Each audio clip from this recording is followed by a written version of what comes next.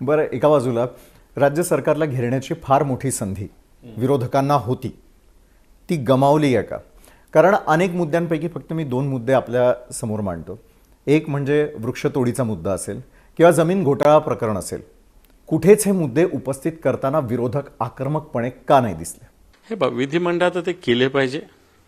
सरकार संधी देतं नाही देतं मला माहिती नाही, मी काय सगळ्या कामकाजाची माहिती घेतली नाही. परंतु असं काही नाही की विधिमंडळातच मुद्दे मांडल्यावर सरकारला घेरता येतं. विधिमंडळाच्या बाहेरही सरकारला घेरता येतं. अजितदादांच्या मुलांचा कोंडव्याचा जमिनीचं प्रकरण हे 2 महिन्यापासून आजही परवा कोर्टाने विचारलंच ना, अजितदादाचा जो काय मुलाचं काय नाव आहे मला वाचवण्याचा प्रयत्न केला जातोय का? सरकार त्याचं नाव का घेत नाही? आम्ही हीच भूमिका मांडत होतो. आम्ही काही अजितदादांचे आम्ही काही दुश्मन नाहीये. पण अजितदादा उद्या कोणी जरी असतं त्या ठिकाणी, जर अशा गोष्टी झाल्या असेल त्याला विरोध करायलाच पाहिजे होता. सरकार कुठं या बाजू ऐकते? सरकार तर अजितदादांच्या मुलाला वाचवतंय. Bharatiya Janata party of difference म्हणणारी party आज एवढ्या मोठ्या जमीन घोटाळ्यामध्ये एका प्रकारे जो कोणी याच्यातला संबंधित आहे त्याच्याकडे दुर्लक्षच करते भारतीय जनता पार्टी. त्या शीतल तेजवानीला अटक केली, पण ज्या कंपनीने घेतलं त्याला पण कारवाई झाली पाहिजे ना. बरं, 1% ज्याचा शेअर आहे त्याच्यावर कारवाई होते, 99% शेअरवाल्यावर कारवाई होत नाही. हा कोणता नवीन न्याय आलेला आहे?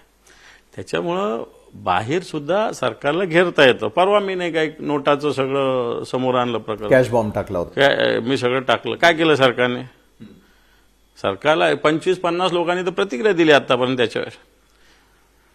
एक प्रकारे सरकारची प्रतिमा याच्यातून मलिन हळूहळू आता कुठेतरी सर्वे आला होता ना, हा देवेंद्र फडणवीसांचं वर्षपूर्ती पूर्ण झालं की त्याच्यात सरकारची प्रतिमा खराब झाल्यामध्ये अजितदादाचं प्रकरण आहे. धनंजय मुंडेचं ते जे मस्साजोगला झालेलं देशमुखांचं खून आहे ते प्रकरण आहे. सरकारची प्रतिमा खराब होत असते. बरं, पण सरकारची प्रतिमा जरी खराब असली तरी देखील सरकार त्यावरती योग्य ती पावलं उचलतंय असं तुम्हाला वाटतंय का? ज्या कारवाईची तुम्हाला आणि सर्वसामान्य जनतेला अपेक्षा आहे त्या अपेक्षा पूर्तीवरती सरकार खरं ठरतंय का? तुम्हाला सांगू, हे सरकार जे आहे ना, हे सरकार एक तर मोठं भ्रष्टाचारी सरकार आहे. कसं? अनेक केसेस आहे भ्रष्टाचाराचे पाडे. जर वाचले ना, मी तर म्हणतो आता समजा ही 1 वर्षाची अनेक आहे, त्याच्या 3 वर्षाच्या आधी टेंडर्स बघा. आत्ता काल संभाजीनगरात एक कारवाई झाली, काहीतरी 77 कोटीचं बिल नाही दिलं म्हणून BNCचं ऑफिस कोर्टाने ताब्यात घ्यायचा आदेश दिला. हे काय, हा भ्रष्टाचार नाही आहे? आज तुमच्याकडे रक्कम किती, टेंडर किती काढले? सार्वजनिक बांधकाम विभाग, जलसंपदा विभाग, भ्रष्टाचार आहे. इकडे मेगा इंजिनिअरिंग कंपनीला 13,000 कोटीचं टेंडर 16,000 कोटी दिले. हा भ्रष्टाचार नाही आहे? ते बिवलकर कुटुंबियांना जमीन दिली, ज्यांनी इंग्रजांना मदत केली होती, म्हणजे देशविरोधी भूमिका घेतली होती, त्याला जमीन परत देत आहे सरकार. हा भ्रष्टाचार नाही आहे? पण भ्रष्टाचारावरती कुठलं कठोर पाऊल उचलतंय सरकार? मग नाही उचलत आहे ना. सरकार भ्रष्टाचारांचं सपोर्ट करतंय, भ्रष्टाचारांना पाठीशी घालतंय सरकार. हेच तर म्हणणं आहे आमचं की भ्रष्टाचारांना सरकार पाठीशी घालतंय.